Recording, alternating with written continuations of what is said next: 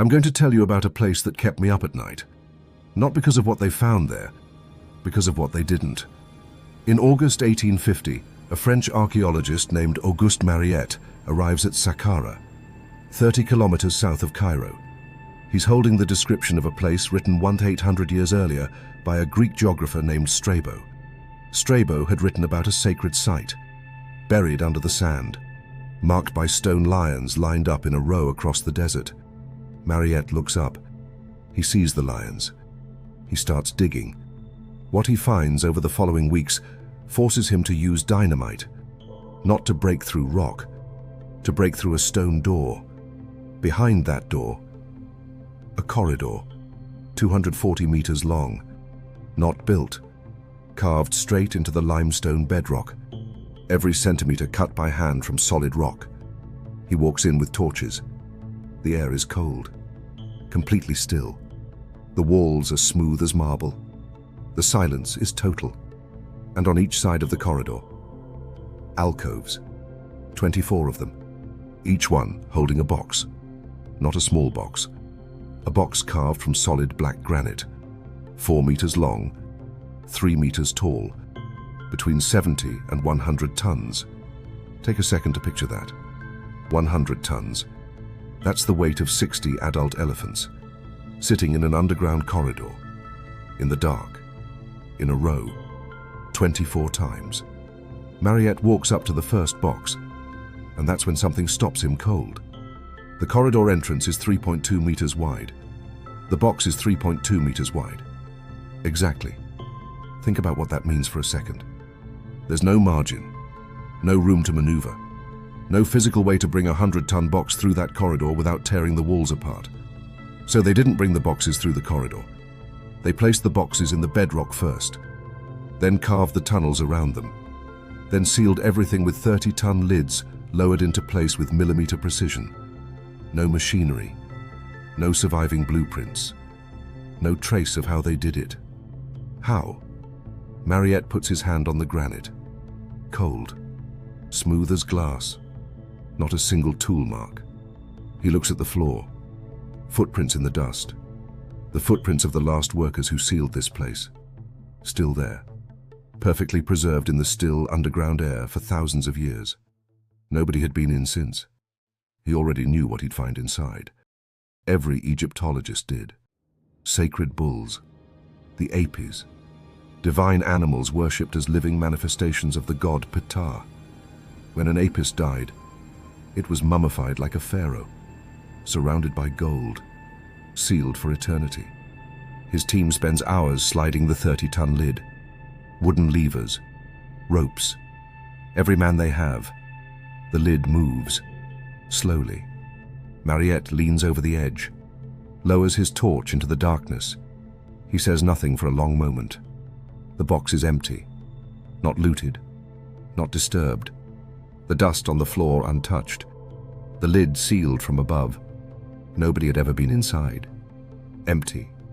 No mummy, no bones, no gold, no offerings, nothing. Just the interior walls in black granite, polished to a mirror finish so perfect his torchlight reflects back like a window into another space. He opens a second box. Empty. A third. Empty. He spends days in that corridor. 23 boxes out of 24. Completely, perfectly, inexplicably empty. Only one contains the remains of a mummified bull. One out of 24. Mariette sits down in that corridor surrounded by these boxes and writes in his journal. He has no explanation. He never finds one. And here's where it gets genuinely strange. Mainstream Egyptology says these were tombs for the apis bulls, burial chambers, monuments to the god Ptah. But a bull is about 2.3 meters long. These boxes are 4 meters long and 3 meters wide. The pharaohs, the most powerful beings in Egyptian civilization, were buried in sarcophagi shaped exactly to their bodies. So why would a bull get a box 3 times too large, carved from the hardest granite available, with a precision no other Egyptian monument achieves? These boxes aren't scaled for a bull. They're scaled for something else, something that was never found inside. And what that was, nobody has been able to answer for 3,500 years. Now I want you to do something. Close your eyes for a second and picture this. You're inside one of these boxes. There's barely enough room to move. It's dark. There's only one torch. And in an enclosed underground space, torch smoke becomes suffocating within minutes. Your job is to polish this granite surface until it's perfectly flat. Not approximately flat. Perfectly flat. With a margin of error no wider than a human hair across the entire surface. Your tools are copper chisels and stone abrasives. And if you make one mistake, just one, you can't erase it. Granite doesn't forgive. You start over from the beginning, 24 times, in the dark, without enough light to see what you're doing. That's what the official story is asking you to accept. And here's what the measurements say. In recent years, engineers brought precision instruments into the Serapeum, the kind used in aerospace manufacturing, laser interferometers, flatness gauges. They pressed them against the interior walls. The flatness tolerance they measured, less than 0.1 millimeters across surfaces several meters wide. Let me put that into perspective. A part manufactured in a modern aerospace factory, with CNC machines, precision robotics, millions of dollars in equipment, achieves tolerances of 0.01 to 0.05 millimeters. The ancient Egyptians hit 0.1 millimeters with copper in the dark. No modern experiment has ever reproduced this result using the tools available at the time. Not once. And yet the surface is there. Today, at Saqqara. You can go see it. Press a precision ruler against those walls. You won't find a gap. Now the detail that disturbs me more than any other. There's no soot on the walls. Not a trace. In every other ancient Egyptian monument, every tomb, every temple, every underground chamber where men worked by oil lamp, the soot is there. Black marks on stone, still visible after thousands of years. They tell you exactly where people worked and how long they stayed. Walk into any tomb in the Valley of the Kings. The soot is there. Walk into the Serapeum. The walls are clean. So how did they see? How did they work? How did they cut granite to this precision in total darkness? I don't have an answer. Nobody does. And if we talk about the logistics, it gets even more dizzying. The granite came from Aswan, 800 kilometers south. Each block weighed over 100 tons before carving. They had to cut it from the bedrock, move it to the Nile, float it 800 kilometers north, transport it overland to Saqqara, lower it underground, fit it into its alcove to the millimeter, carve the interior to aerospace-level precision in the dark, then lower a 30-ton lid on top. 24 times. 2,400 tons of granite total. The equivalent weight of 4 statues of liberty. Buried. Polished to a mirror finish. By hand. Without light. And then there's something researchers discovered while studying the acoustics of the chambers. The geometry of the tunnels, the spacing of the alcoves, the exact dimensions of the boxes. All of it produces very specific resonant frequencies. Was that intentional? Nobody can prove it. But it's measurable. It's real. What I do know, you don't accidentally stumble into acoustic resonance at this scale. You don't accidentally cut granite to 0.1 millimeter precision. You don't accidentally move 2,400 tons of rock, 800 kilometers, with millimeter accuracy. Every part of this place was deliberate, which means whoever built it knew exactly what they were doing. The real question is, who were they? Because here's the detail almost nobody talks about. When Mariette catalogued the boxes in 1850, he found hieroglyphs scratched onto several of them.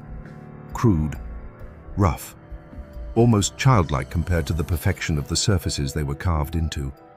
Egyptologists who studied these inscriptions reached a conclusion that should be headline material in every documentary about ancient Egypt, but almost never is.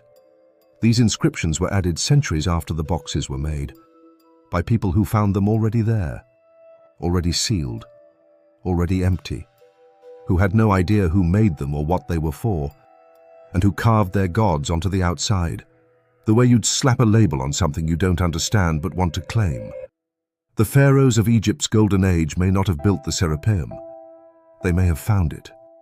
They inherited something they didn't understand, carved their names onto it, and left it sealed underground because they had no more idea what to do with it than we do today.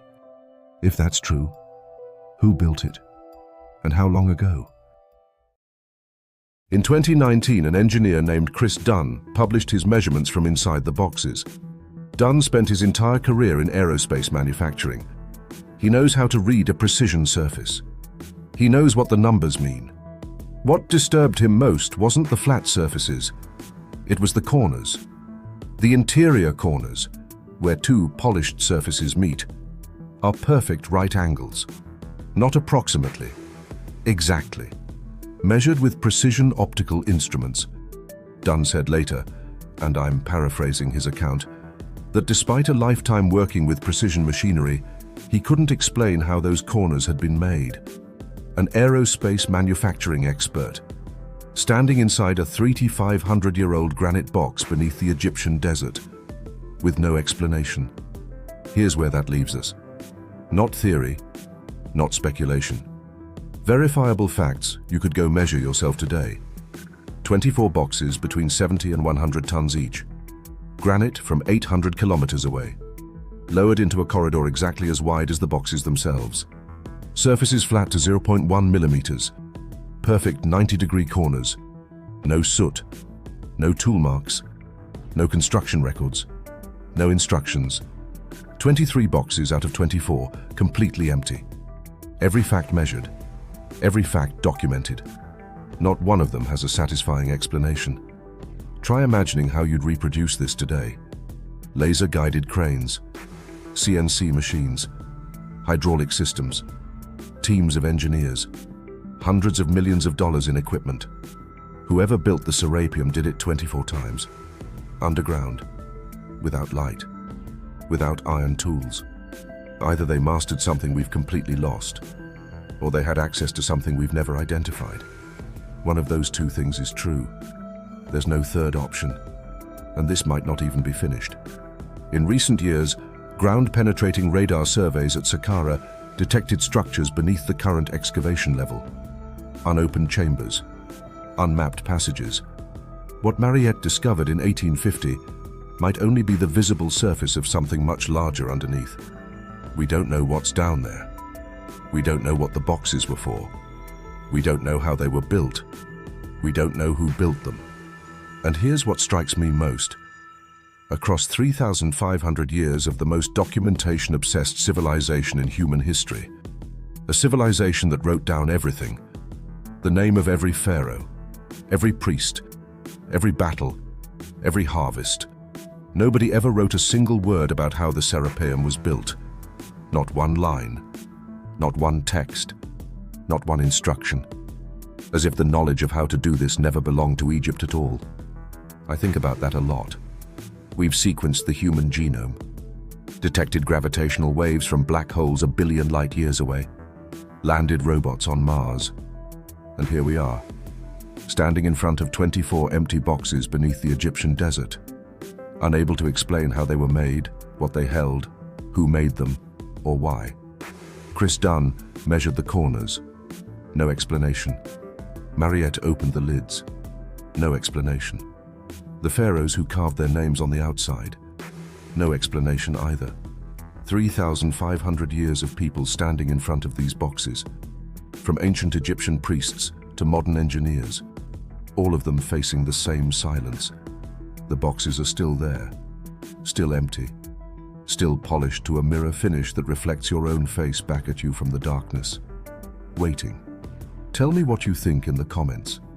Do you believe the ancient Egyptians mastered techniques we've completely lost? Or does this precision point to something older, a lost civilization that built these boxes before Egypt even existed? Or is the most unsettling possibility this one? The answer might be in those unopened chambers below, and we're simply not ready to find it yet. Your honest answer. I read every single one. Subscribe if you want to keep going deeper. Every week we open a file history left closed. See you.